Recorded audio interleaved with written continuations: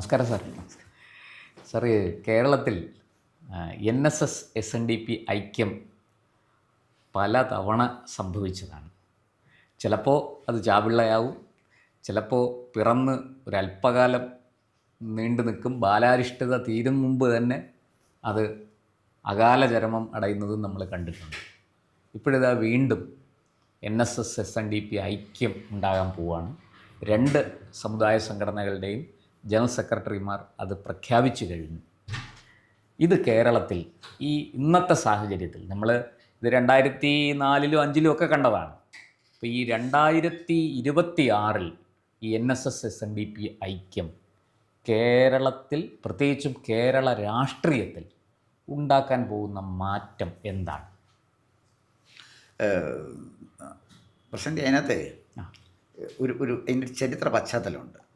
അതിനകത്ത് അതായത് സ്വാതന്ത്ര്യം കിട്ടി വന്നു കഴിഞ്ഞപ്പോൾ നമ്മുടെ കേരള രാഷ്ട്രീയത്തിൽ ചില പ്രത്യേക ശക്തികൾ കടന്നുകൂടുകയും അവർ ഇന്ത്യൻ നാഷണൽ കോൺഗ്രസിനെ നിയന്ത്രിക്കാനും തുടങ്ങി. സ്വാതന്ത്ര്യ സമര കാലഘട്ടത്തിലെ സ്വാതന്ത്ര്യത്തെ തള്ളിപ്പറഞ്ഞവർ, ബ്രിട്ടീഷുകാർ ഇവിടെ പോകരുതെന്ന് ആത്മാർത്ഥമായിട്ട് ആഗ്രഹിച്ചവരും അതിനായിട്ട് പ്രാർത്ഥിച്ചവരും പ്രവർത്തിച്ചവരും, മഹാത്മാഗാന്ധിയെപ്പോലും മിസ്റ്റർ ഗാന്ധി എന്ന് വിശേഷിപ്പിച്ച ഒരു വാർത്താ മാധ്യമം, അതൊക്കെയായിരുന്നു കേരളത്തിലുണ്ടായിരുന്നത്.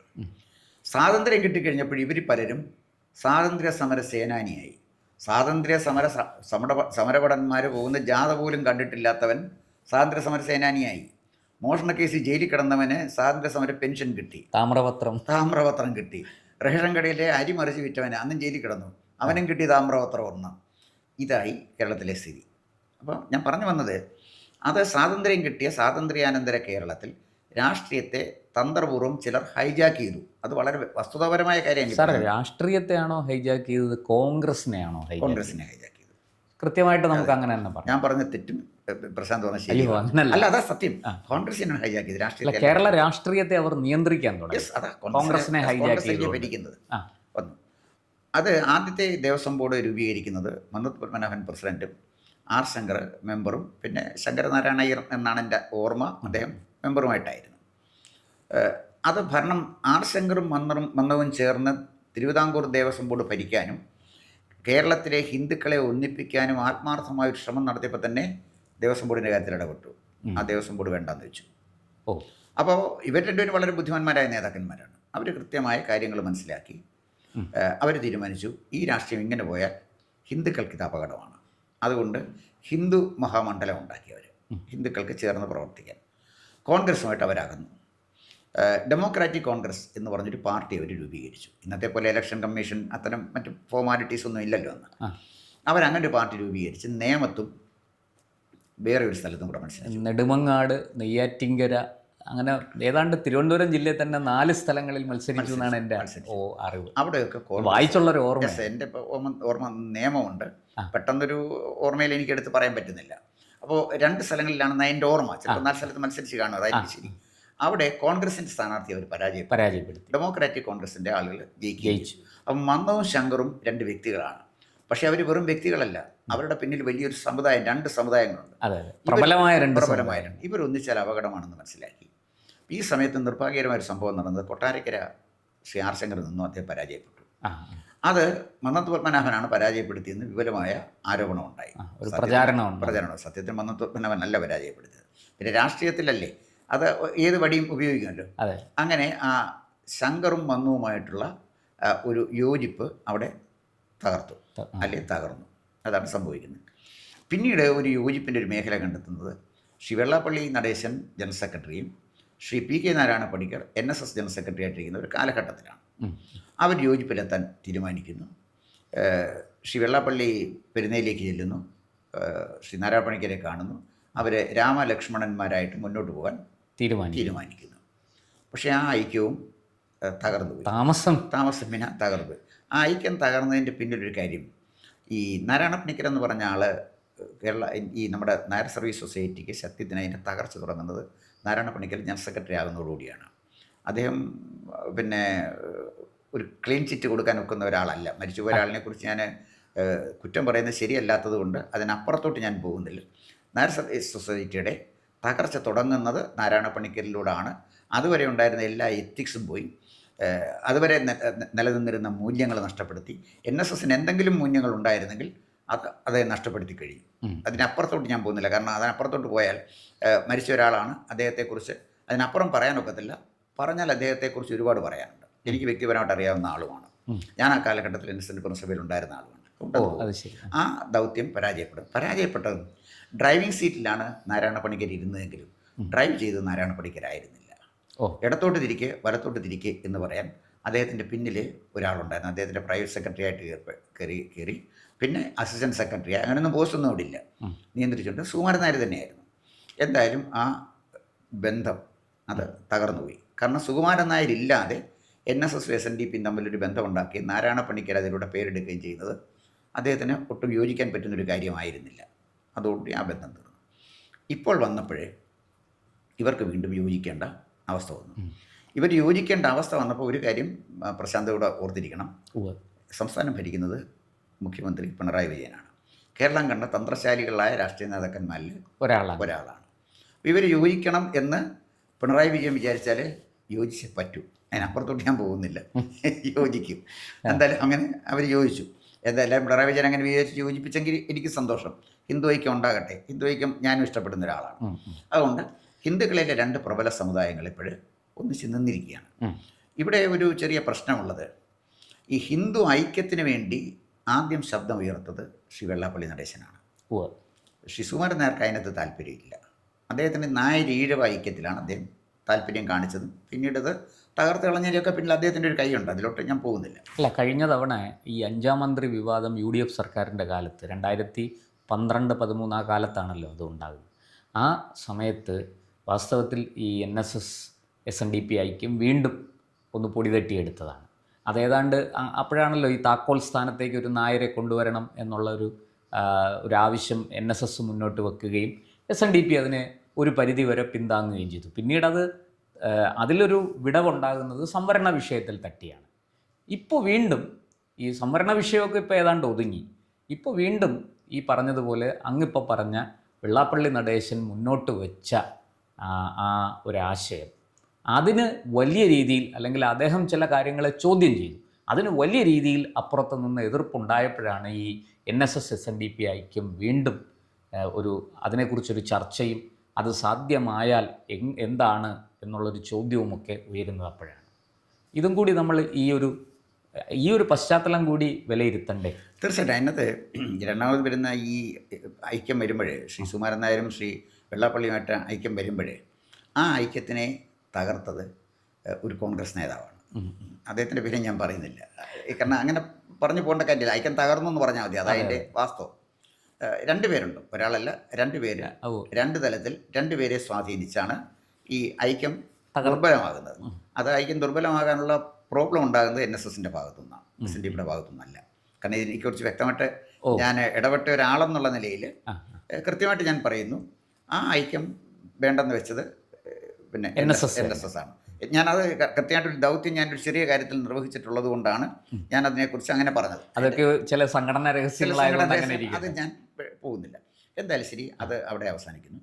പിന്നീടാണ് ശ്രീ വെള്ളാപ്പള്ളി നടേശൻ ആദ്യം പ്രഖ്യാപിച്ചത് നായാടി മുതൽ നമ്പൂതിരി വരെ എന്നുള്ളത്. ഈ അടുത്ത സമയത്ത് എൻ്റെ ഒരു സുഹൃത്ത് ചോദിച്ചു, അത് നായാടി മുതൽ നമ്പൂതിരി വരെ എന്ന് പറയുന്നത് ശരിയല്ല, നമ്പൂതിരി മുതൽ നായാടി വരെ എന്ന് പറയുന്നതല്ലേ ശരി? ഞാൻ ചോദിച്ചതിന് നമ്പൂതിരി മുതൽ നായാടി വരെ എന്ന് പറയുന്നത് ശരിയാകുന്നത് എങ്ങനെ? അല്ല, നമ്പൂതിരി അല്ലേ ഉയർന്ന തട്ടിൽ നിൽക്കുന്നത്, ഞാൻ ചെയ്ത് ഉയർന്ന തട്ടിലാണ് നിൽക്കുന്നത്. ജനാധിപത്യത്തിൽ ഉയർന്ന തട്ടും താഴ്ന്ന തട്ടുമില്ല എൻ്റെ പൊന്ന സുഹൃത്തെ. അത് അങ്ങനെ ആ ഉയർന്ന തട്ടിലാണെങ്കിൽ ഐക്യം ഉണ്ടാകേണ്ടത് ഉയർന്ന തട്ടിൽ നിന്നല്ല, താഴെ തട്ടിൽ നിന്നാണ്. അപ്പോൾ അതുകൊണ്ട് ശ്രീ വെള്ളാപ്പള്ളി നടേശൻ പറഞ്ഞ നായാടി മുതൽ നമ്പൂതിരി വരെ എന്നുള്ളതാണ് കറക്റ്റ്, അല്ലാതെ നമ്പൂതിരി മുതൽ നായാടി വരെ അല്ല.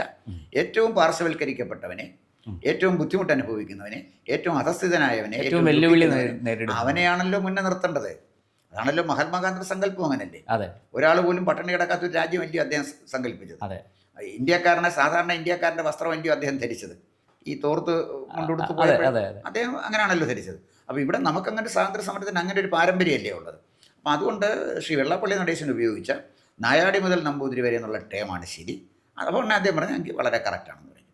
അത് കഴിഞ്ഞിട്ട് പിന്നീട് നായാടി മുതൽ നസ്രാണി വരെ എന്ന് അദ്ദേഹം പറയുമ്പോഴും ചെറിയൊരു മാറ്റം വരും. അപ്പോഴത്തേക്ക് കേരള രാഷ്ട്രീയത്തിലുണ്ടായ മാറ്റം കൂടെ പ്രശ്നം തോന്നി. ഇപ്പോൾ എല്ലാവരും വെള്ളാപ്പള്ളി നടേശൻ വർഗീയവാദിയാണ്, കുഴപ്പക്കാരനാണ്, കുറ്റവാളിയാണ്, അദ്ദേഹത്തെ വിചാരണ ചെയ്തുകൊണ്ടിരിക്കുകയാണ്. പക്ഷേ സത്യാവസ്ഥ വിചാരണ മാത്രമല്ല സാർ, കല്ലേറും ഉണ്ട്. അല്ല, ഇത് ഞാൻ ചോദിക്കുന്നത്, വെള്ളാപ്പള്ളി നടേശൻ ഒരു കാര്യം പറഞ്ഞാൽ അദ്ദേഹം പറഞ്ഞ് ശരി തെറ്റല്ലേ പറയേണ്ടത്. അപ്പോൾ അദ്ദേഹം ഇത് പറയുന്നതിന് മുമ്പ് ഇതിലേക്ക് വന്ന ഒരു രാഷ്ട്രീയം സാഹചര്യം കൂടെ മനസ്സിലാക്കണം. 2011-നും 2026-നും ഇടയ്ക്ക് നടന്ന ചില സംഭവങ്ങൾ, രാഷ്ട്രീയ സംഭവങ്ങൾ നമ്മൾ കാണാതെ പോകരുത്. അതിലാദ്യം എനിക്ക് പറയാനുള്ളത് ശ്രീ പ്രൊഫസർ TJ ജോസഫിൻ്റെ കൈവെട്ടിയതാണ് മൂവാറ്റുപുഴ ന്യൂമാൻസ് കോളേജിൽ. ആ മനുഷ്യനെ അറിയാതെ എഴുതിയൊന്നാണ്. അദ്ദേഹം എഴുതിയ ഒരു ചോദ്യ പേപ്പറിൽ കടന്നുകൂടി ഒരു പേര് അല്ല, ബോധപൂർവ്വം ഒന്നും ചെയ്തതല്ല. അത് PT കുഞ്ഞുമുഹമ്മദിന്റെ ഒരു പാരഗ്രാഫ് പഠിക്കാൻ എഴുതിക്കുന്നതിനകത്ത് വന്ന സിലബസിലുള്ള ഒരു കാര്യമാണ്. ആ മനുഷ്യൻ അങ്ങനെ ഉണ്ടെങ്കിൽ തന്നെയും അദ്ദേഹത്തിന്റെ കൈ വെട്ടുന്നല്ലോ ശരി, അദ്ദേഹത്തിനെ വാണിംഗ് കൊടുക്കാം, അല്ലെങ്കിൽ നിയമപരമായ നടപടി സ്വീകരിക്കാം. അത് ചെയ്യാതെ അവരുടെ ഒരു സ്റ്റൈലില് വലത്തെ കൈയും ഇടത്തെ കാലും വെട്ടുന്ന ഒരു സ്റ്റൈൽ, അത് അന്നത്തെ ഒരു ഓപ്പറേഷൻ സ്റ്റൈലായിരുന്നു. ഈ പിന്നെ ഈ പോപ്പുലർ ഫ്രണ്ടിന്റെ ഒരു തീവ്ര സ്വഭാവമുള്ള സംഘടനയുടെ അങ്ങനായിരുന്നു. അപ്പോൾ അത് ചെയ്തു. നിരപരാധിയായ ഒരു മനുഷ്യനാണ് ചെയ്യുന്നതെന്ന് മനസ്സിലായി. അതെ. അത് കഴിഞ്ഞ് കേരള രാഷ്ട്രീയത്തിലെ, കേരള സമൂഹത്തിലുണ്ടായ മാറ്റം ആലോചിക്കണം. അത് കഴിഞ്ഞ് ഏറ്റവും അധികം വിമർശിക്കപ്പെട്ടത് മുസ്ലിം റിലീജനാണ്, മുസ്ലിം മതമാണ്. ആരിഫ് ഹുസൈൻ തിരുവോത്ത്, സാജിദ ടീച്ചർ, ജാമിദ ടീച്ചർ, പിന്നെ ജബ്ബാർ മാഷ്, ഇവരെല്ലാം വന്ന് ഈ പിന്നെ നമ്മുടെ പ്രൊഫസർ TJ തോമസ് അറിയാതെ എഴുതിപ്പോയ തെറ്റും ജോസഫ് ഇപ്പം ഇവർ പറയുന്ന, അതായത് ഇവരുടെയൊക്കെ പ്രസംഗം നമ്മൾ പിന്നെ ആരിഫ് ഹുസൈൻ തിരുവോത്തിൻ്റെ പല പ്രസംഗം കേട്ടിട്ടുണ്ട്. വളരെ പ്രകോപനപരമായ പ്രസംഗമാണ് ചെയ്യുന്നത്. ജാമിദ ടീച്ചർ അവരെത്ര പ്രകോപനപരമായ പ്രസംഗമാണ് നടത്തുന്നത്. അത് പ്രകോപനമാണെങ്കിൽ, ആർക്കെങ്കിലും പ്രകോപനമുണ്ടെങ്കിൽ. പക്ഷേ എന്താണ് അവരെ ആരെയും ഒന്നും ചെയ്യാത്തത്?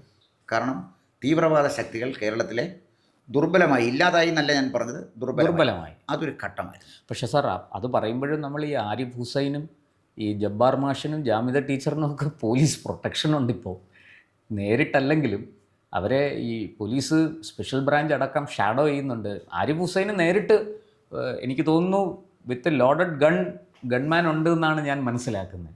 അദ്ദേഹം തന്നെ ഒരു ചർച്ചയ്ക്കിടയിൽ പറയുന്നത് കേട്ടു, പിന്നെ എനിക്കിപ്പോൾ സ്വതന്ത്രമായിട്ട് ഒരിടത്ത് പോകാൻ നിവൃത്തിയില്ല, കാരണം പോലീസ് എൻ്റെ കൂടെ ഉണ്ടെങ്കിൽ എനിക്ക് പോകാൻ പറ്റുള്ളൂ എന്നൊരു സാഹചര്യം ഉണ്ട് എന്ന് അദ്ദേഹം തന്നെ പറയുന്നത് കേട്ടു.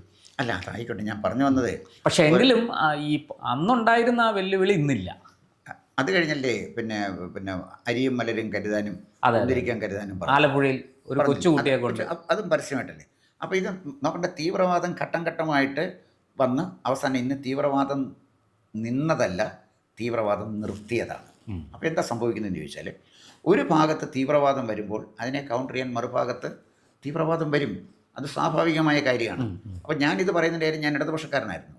എൻ്റെ പഴയ ഇടതുപക്ഷ സുഹൃത്തുക്കളെയും കാണുമ്പോൾ, ഈ സംഭവങ്ങളൊക്കെ നടക്കുമ്പോൾ നമ്മളിവിടെ എങ്ങനെ ജീവിക്കും എന്ന് വളരെ അസ്വസ്ഥതയോടെ എന്നോട് ചോദിച്ച സഖാക്കളുണ്ട്.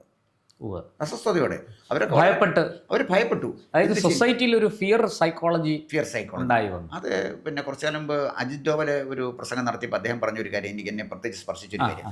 ഒരിടത്ത് പോയി ഒരു സ്ഫോടനം നടത്തുന്നു തീവ്രവാദികൾ. ഈ സ്ഫോടനത്തിൻ്റെ ഇരകൾ അവരുടെ പ്രശ്നമേ അല്ല. ഇപ്പം അദ്ദേഹം പറഞ്ഞത് ബോംബെയിൽ സ്ഫോടനം നടന്നു, പിന്നെ ശിവാജി ടെർമിനലിൽ കാത്തു നിന്ന യാത്രക്കാർ, അല്ലെങ്കിൽ താജ്മഹൽ ഹോട്ടലിൽ എത്തിയവർ, അവർ കുറേ പേരെ വെടിവെച്ച് കൊല്ലുന്നു. വെടിവെച്ച് കൊല്ലുന്നവർക്ക് എന്തോ ഭയമാണ്? അവർ മരിച്ചു പോയില്ലേ? മരിച്ചവനെന്തോ ഭയമാണ്? അവർ 100 പേരെ കൊന്നപ്പോൾ 140 കോടി ജനങ്ങളെ ഭയത്തിൻ്റെ മുലയിലാക്കി. അതാണ് ചെയ്യുന്നത്. 50 പേരെ കൊല്ലുന്നവനല്ല പ്രശ്നം, അവനെ ഭയപ്പെടുത്താനേ അല്ല കൊല്ലുന്നത്. അവർ ഭയപ്പെടുത്തുന്നത് ഒരു സമൂഹത്തിനെ മുഴുവനാണ്, ജീവിച്ചിരിക്കുന്ന ഒരു വലിയ സമൂഹം. ജോസഫ് മാഷിൻ്റെ കൈ വെട്ടിയപ്പോൾ സകല മനുഷ്യർക്കുള്ള മുന്നറിയിപ്പാണ്, ഞങ്ങൾ കൈവിട്ടും. അല്ല, അതോടുകൂടി പ്രത്യേകിച്ച് അധ്യാപകരൊക്കെ ഭയപ്പെട്ടു. ഞങ്ങളിതൊക്കെ എങ്ങനെ പഠിപ്പിക്കും? പല കാര്യങ്ങളും ഇപ്പോൾ ഈ ചരിത്രവും ഒക്കെ പഠിപ്പിക്കുന്നവരുണ്ട്, അവരെല്ലാം വല്ലാണ്ട് ഭയപ്പെട്ടു പോയി. കാരണം നാളെ നമുക്കെന്താണ് സംഭവിക്കുക എന്നറിയില്ല. അതാണ്. അപ്പോൾ ജോസഫ് മാഷിൻ്റെ കൈ വെട്ടിയപ്പോൾ അധ്യാപക ലോകത്തെ മുഴുവൻ ഭയത്തിൻ്റെ മുന്നിൽ കൊണ്ടുവരാൻ അവർക്ക് കഴിഞ്ഞു ഒറ്റ കാര്യത്തിലൂടെ. അതും പോയിക്കോട്ടെ, ഒരു കോടതി വിധി എതിരായിട്ട് വന്നു എന്ന് പറയുമ്പോൾ കേരള ഹൈക്കോടതിയെ സ്തംഭിപ്പിച്ചില്ലേ? അതെ, അത് വലിയ വിഷയമായിരുന്നു. കോടതിയെ വെല്ലുവിളിക്കുകയും കോടതിയെ തെറി പറയുകയും ഹൈക്കോടതിയിലേക്ക് പോകുന്ന വഴികളെല്ലാം ബ്ലോക്ക് ചെയ്ത് വലിയ ലോ ആൻഡ് ഓർഡർ ഇഷ്യൂ ഉണ്ടാക്കിയില്ലേ? അപ്പം അവിടെ എനിക്ക് സുരേന്ദ്രമോഹൻ, ജസ്റ്റിസ് സുരേന്ദ്രമോഹൻ എന്നാണ് അല്ലേ അദ്ദേഹത്തിൻ്റെ പേരെന്തോ. അതെ. അപ്പോൾ അവർ തെറ്റിദ്ധരിച്ചു സുരേന്ദ്രമോഹൻ ഹിന്ദു ആണെന്ന്, അദ്ദേഹം ക്രിസ്ത്യനാണ്. അപ്പം ഇത് വന്നത് ഹൈക്കോടതിയുടെ പ്രവർത്തനം സ്തംഭിപ്പിച്ചില്ലേ? ഇതെല്ലാം ഇച്ഛാശക്തിയുള്ളൊരു ഗവൺമെൻറ് വന്നപ്പോൾ എന്താ ഇപ്പോൾ ഹൈക്കോടതിയുടെ പിന്നെ അതെ, അങ്ങോട്ട് പോയി ആരും സമരം ചെയ്യുന്നില്ല. ഇപ്പോൾ ആരെയും കൊല്ലാനും തല്ലാനും പോകാത്തത് എന്താണ്? ഫലം തിക്തഫലമാണെന്ന് മനസ്സിലായി. അതാണ് ഞാൻ പറഞ്ഞത്, തീവ്രവാദത്തിനോട് ഒരു മൃദു സമീപനം ഒരു ഗവൺമെൻറ്റിന് സ്വീകരിക്കാൻ പറ്റില്ല, ഇച്ഛാശക്തിയുള്ള ഒരു ഗവൺമെൻറ്റിന്. അപ്പോൾ ഇവിടെ ഇത്തരത്തിൽ തീവ്രവാദം വളരെ ശക്തമാകാണ്. തീവ്രവാദം എവിടെ ശക്തമായത്? മുസ്ലിങ്ങളിലും തീവ്രവാദികളല്ല, അതിനകത്ത് പരമാവധി ഒരു 3% ആളുകളിൽ കൂടുതൽ, ചെറിയ ശതമാനം, പരമാവധി വന്ന 3%. എനിക്ക് ഒരുപാട് മുസ്ലിം സുഹൃത്തുക്കളുണ്ട്, അവരൊക്കെ തീവ്രവാദത്തിനെതിരാണ്. ഇത് ശരിയല്ല എന്നവർ പറയുന്നുണ്ട്. പക്ഷേ അവരുടെ ശബ്ദം കേൾക്കാൻ ആളില്ല. അപ്പം ഈ തീവ്രവാദ ടെൻഡൻസി വന്നപ്പോൾ അതിനെയാണ് വെള്ളാപ്പള്ളി നടേശൻ ആദ്യം എതിർത്തത്. അദ്ദേഹമാണല്ലോ ആദ്യം എതിർക്കുന്നത്.